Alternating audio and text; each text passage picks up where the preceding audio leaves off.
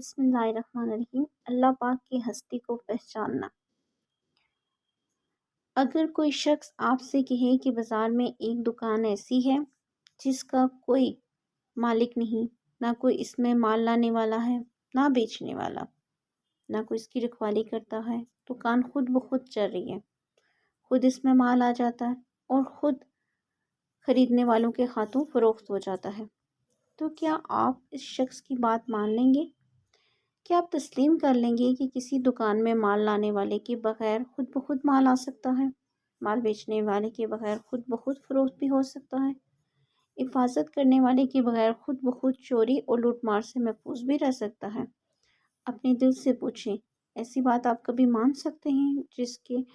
ہوش اپنی جگہ پر ہوں گے اور اس کی عقل کام کر رہی ہوگی، کیا وہ یہ مان لے گا کہ کوئی دکان دنیا میں ایسی بھی ہوگی